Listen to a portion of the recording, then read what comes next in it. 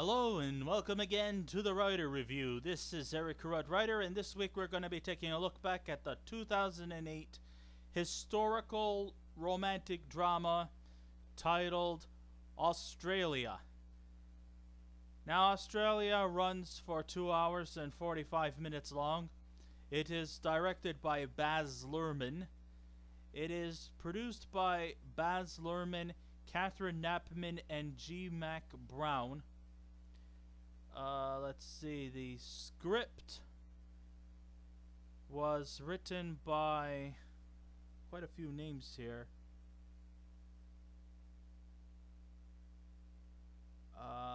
Okay. Alright, it was Baz Luhrmann, Ronald Harwood, Stuart Beattie, and Richard Flanagan. The story was, of course, written by Baz Luhrmann. The score was done by David Hirschfelder, the cinematography by Mandy Walker, and the editing was done by Dodie Dorn and Michael McCusker.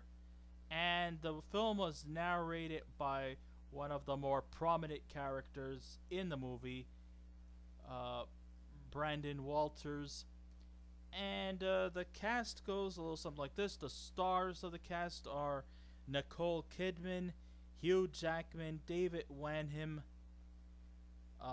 Brian Brown, Jack Thompson, David Gulpilil, Brandon Walters, David Nagumbojara, Ursula Jovich, and Yuen Wah.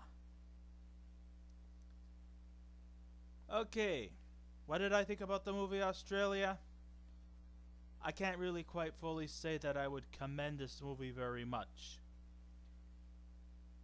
Sure, the making of Australia may sound like a personal project to Aussie-born director Baz Luhrmann, but once the smoke clears, the film definitely has more bark than bite. And that is not necessarily a good thing. In other words, it may have the adulation of the critics, including an Oscar nomination, but all that hype surmounts to a big pile of nothing.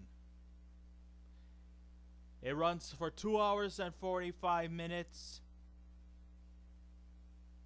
And yet, there's so much going on,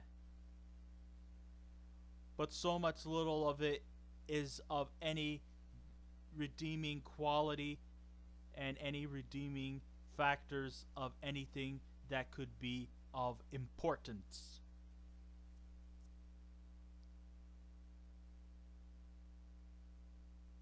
Whether it be the appalling performances, the tedious ironies to the plot, and plenty of political correct references rubbed in our faces, Australia is nothing more than a big, bloated, epic drama that wants to give us something to reflect upon, but sadly comes up short. For a film that runs 2 hours and 45 minutes, it feels like it takes an eternity for it to be over. Luhrmann's efforts were to offer us an epic adventure. Instead, all we get is an overlong picture show. He shifts from intense drama to a subtle comedy, and it all gets intertwined together by a monotone, insomnia-induced narrative. From the first 5 minutes, Australia looks doomed from the start, but instead of progressing, it wallows in there the whole entire time. Nothing progresses, nothing improves, nothing ever really holds my interests. Maybe it's just not my cup of tea, maybe it's the cup of tea for others, but for me, it just didn't live up. Not to say anything against epical 2-hour, 3-hour long movies. I mean, I sat through the right stuff and I enjoyed every minute of it. Australia is 2 hours and 45 minutes long, but I think that it could have been better if it was reduced to maybe an hour and 45, maybe 2 hours. And I probably would have been maybe a little bit more satisfied with the outcome.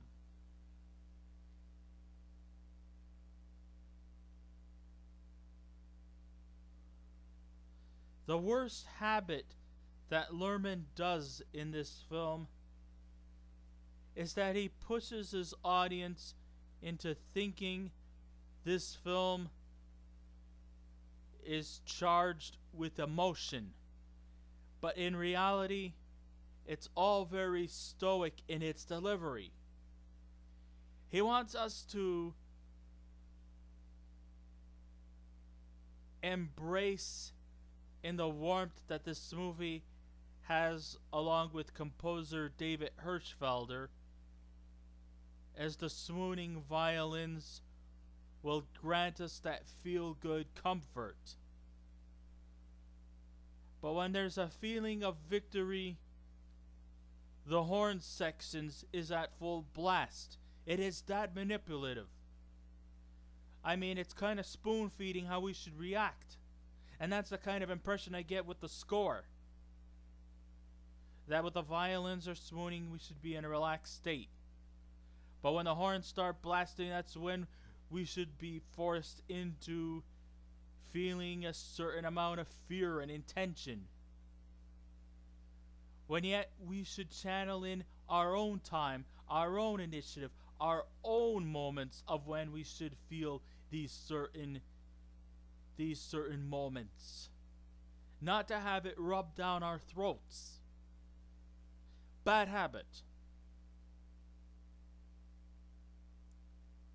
There's even some awkward camera work as we see a character choking even before the camera focuses on them.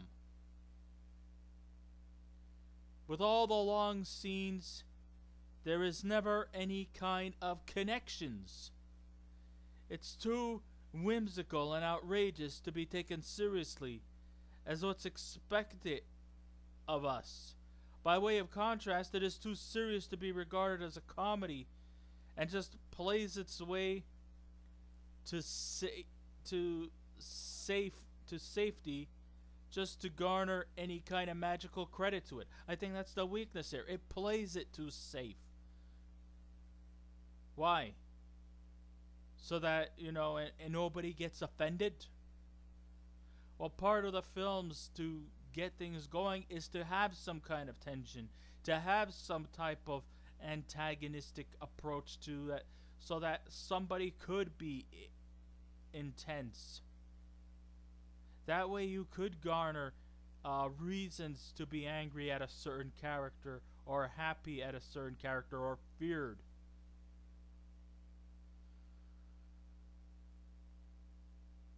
Sometimes you have to step out of the lines from playing it safe.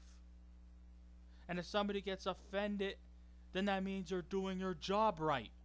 We need at least a few characters to take great offense to. And it's alright that you have antagonists who have reasons to be antagonists.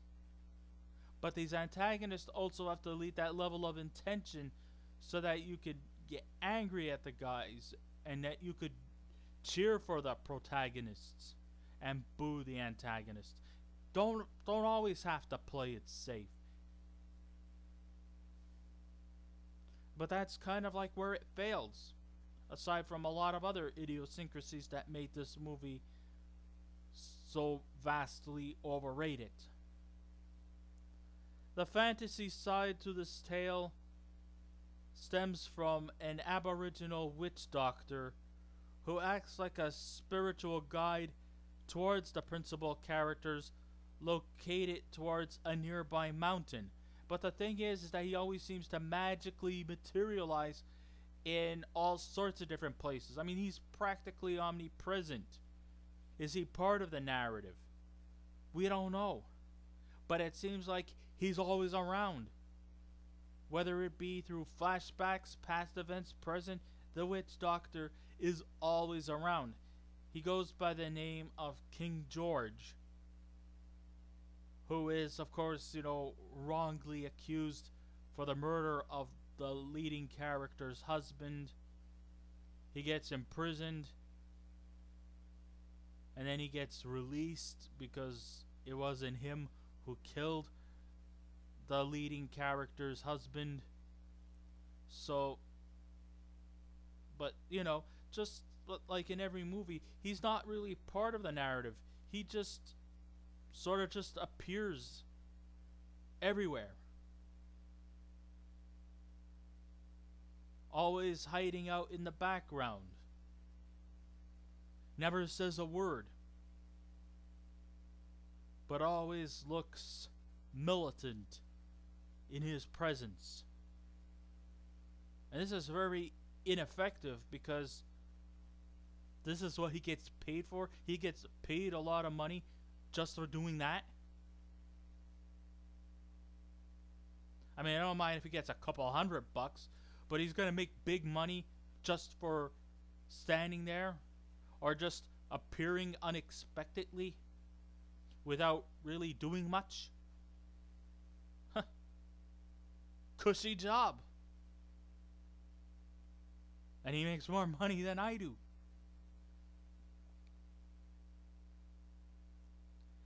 The most surreal element is that he's always omnipresent. No matter where the characters travel, he's never far behind. When in times of danger or precarious situations, he's around to cast an appropriate spell. When the cattle goes loose or the villains start shooting, surely this old salmon will make his presence known. It ends up becoming an enigma, and soon this movie loses its touch. Not like it was ever really in touch with us from the beginning.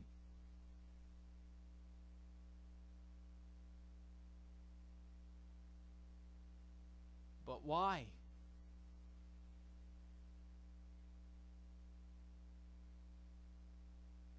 The action emanates in the northern part of Australia in the early days of the Second World War. Nicole Kidman stars as Lady Sarah Ashley, a posh Englishwoman who has inherited a cattle ranch in the Australian outback from her deceased husband. Kidman embraces all the essential cliches we have seen numerous times in many period piece films. She's self-absorbed, snotty,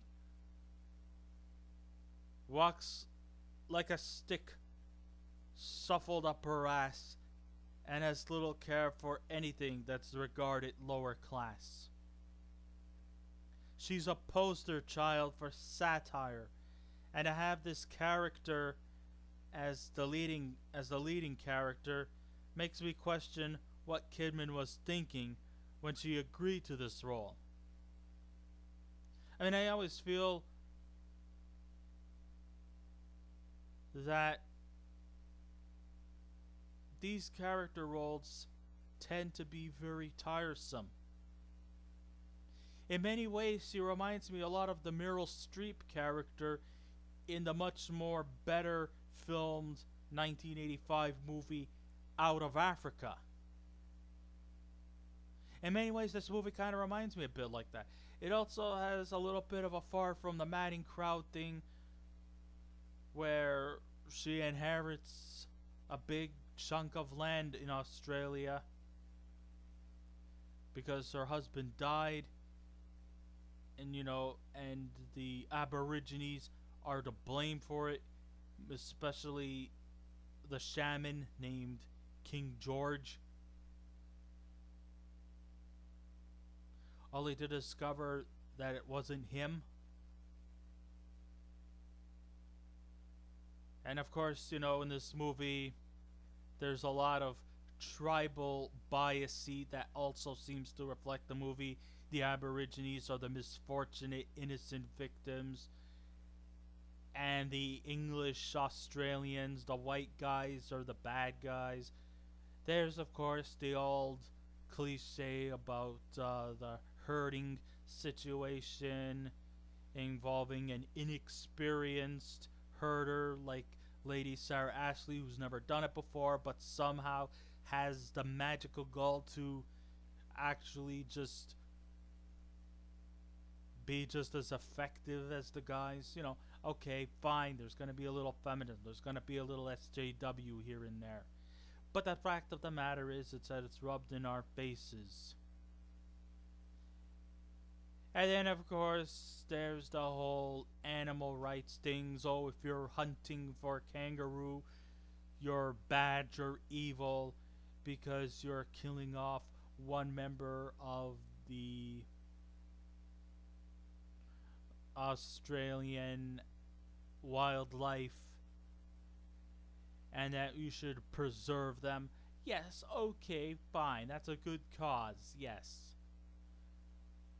But there have been hunters and poachers since the beginning of time. And all of you people who are trying to, you know, do all this charitable stuff, save the whales, save the tigers and stuff like that, give money out, give donations, fine, many people will do that. But are you actually really out to save these animals? Well, I got one thing to tell you. It's a sham. It's not true. Because you guys are not actually giving these money for these save the whales, save the tigers, save the wildlife. No. We give you the money, where does it go? It goes in your pockets. You guys aren't out to help. You guys are just out to make money. Asking people for donations. You know, pull out a couple of wads of cash from your pockets.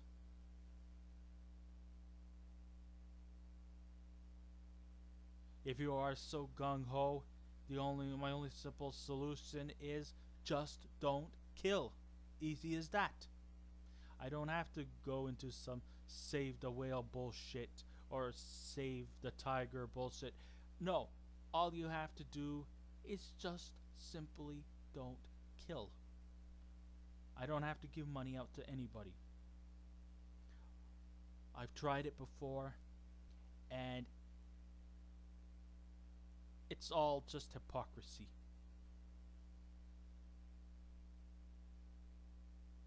I know I don't want to sound negative, but you know that's what I'm kind of getting at. There's all kinds of of all this, you know, like gaining victim points here. There's a lot of victim points that was coming along in this movie, and it was rubbed in our face, and it was making me kind of a bit sick to my stomach. Save the hypocrisy. Too much politics came into this movie.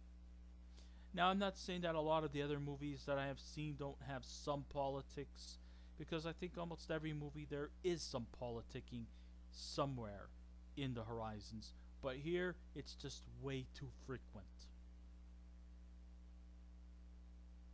And that doesn't mean that I'm a bad person and all that. And sure, I don't like to watch animals get killed, even if they are just CGI enhanced stuff. But at the same time, these organizations are not out to donate to Save the Wildlife Foundation and type stuff like that. No, because if we all end up doing that, they're going to be out of a job. It's as easy as that. They're out just to make money just as much as everybody else is. And that's how they're doing it. They don't care about us. They don't care about them. They don't care about the animals. They care about getting money. Because charity, because for people to make charity, it makes money. My solution, just don't kill. That's how you can contribute.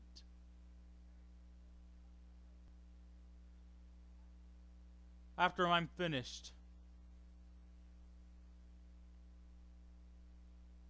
although this is where she called home, Kidman never looked so lost.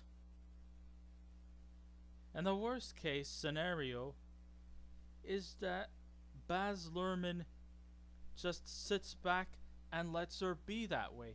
I have never seen Nicole Kidman look so lost in her lifetime. And yet, she was born and raised down under. Well, no, she wasn't born down there. She was actually born in Honolulu, Hawaii. But she is raised by Australian parents, and she lived in Australia. And she has, and you know, her career started in Australia.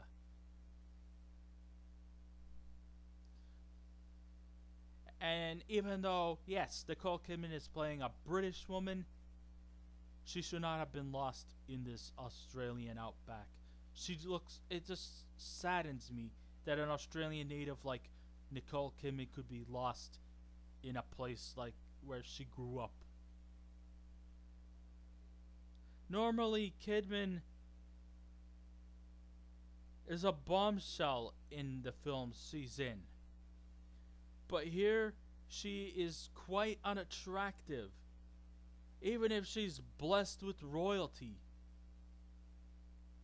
Whether it be her appalling demeanor, her unappealing hairstyle, or her disheveled clothing, why did Luhrmann leave her in this pile of shit?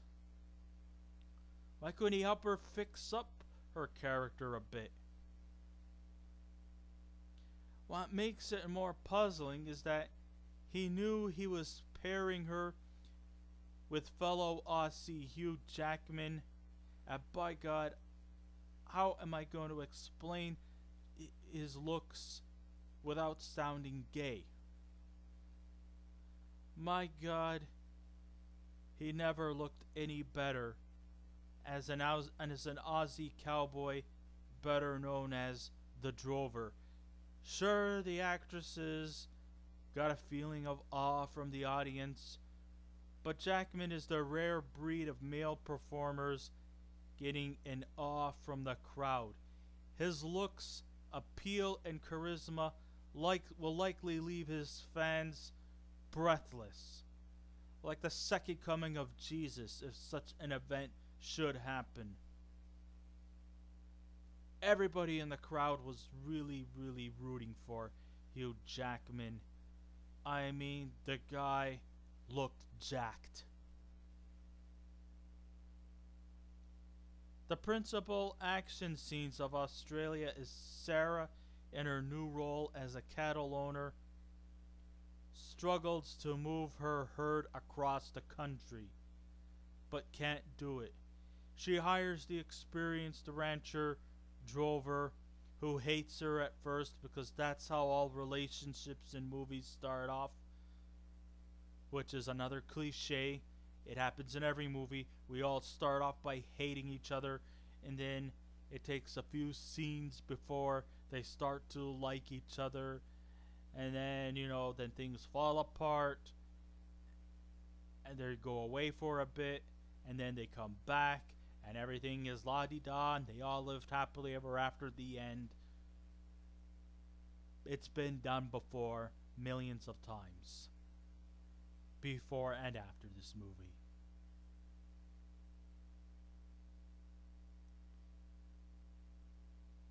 Joining them on their escapade is a mixed Aboriginal boy named Nuala, played by Brandon Walters, who is what they usually call mixed Aboriginal boys who live in Australia. They call them creamies. These creamies are most discriminated against. They usually are often orphaned, and they usually get sent to some kind of island boarding school where their culture and their lifestyle and their livelihood gets taken away as they try to brainwash them into living the lifestyle of the white Australians. They take away their rights, their culture, their language, just so that they could fit in with the ethnic majority in Australia. But of course, as the story goes, there's going to be the tribal bias where they're going to, of course, oppose that. Set these kids free so that they could go back to their roots. And they ask no questions further on. Not saying this is necessarily a bad thing, but feels more like it's a protocol, like it's mandatory, not a suggestion. It's being forced. A lot of stuff in this movie is forced. And I know I'm sounding a little bit bitter about it, but it does get frustrating when things are forced upon us instead of just, if you want to. Maybe these kids want to. Maybe these kids don't want to. Can they have decisions made of their own? Or does movie standards always have to have it forced down our throats?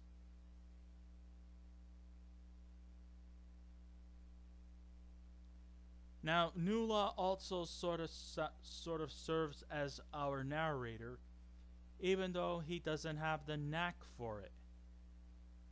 Or these are the voices from the witch doctor, who just happens to be his grandfather, this King George. This guy was wrongfully accused for the murder of Sarah Ashley's husband. Now listen, I might be ranting a bit here in this movie, and it's not like I'm saying that it was entirely bad.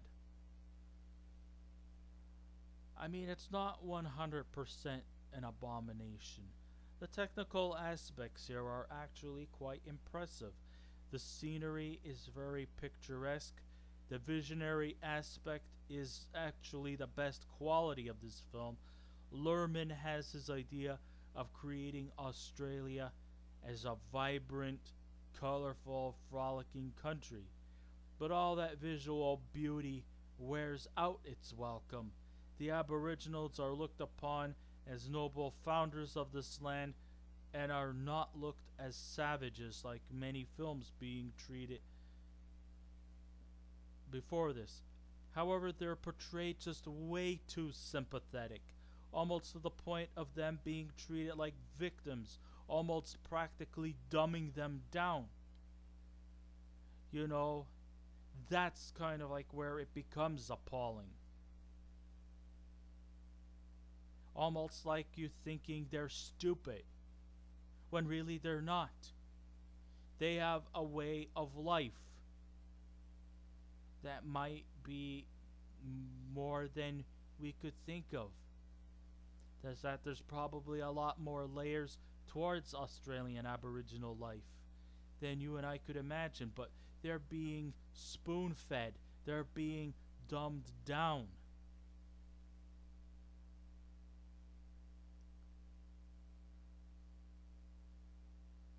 I mean, sure, I'm glad they're not looked upon as savages like in many other movies before this one, which is great. I mean, they're breaking away from stereotypes, but they're playing it way too safe.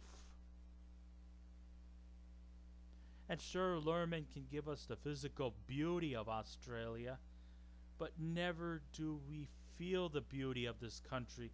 In fact, all these white Australians all look like a bunch of of alcoholic, beer-swigging rednecks. Yes, I know in the history of time that most of these white Australians were once, Englishmen from Britain, but once the prison systems got too overwhelming, they got deported to Australia and they were forced to live there.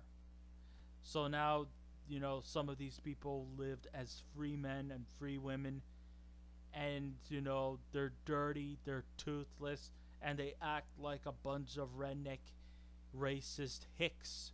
Not everyone in Australia is like that. It's giving the wrong impression towards one group and a positive expression towards the other. And that's just not fair. It's not right. And I find that to be, I don't find that to be offensive in my standards or my opinion, but it's just a feeling I've got that gives me a feeling of uncomforting ways about this movie,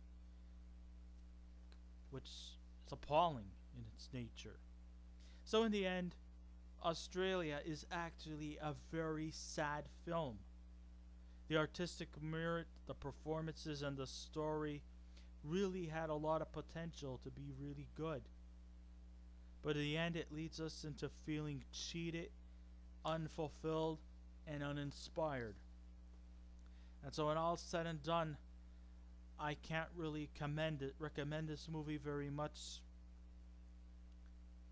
because it's just so deeply flawed, too long, and plays it way too safe for one group and plays it way too offensive to another, when it should have been equally balanced out.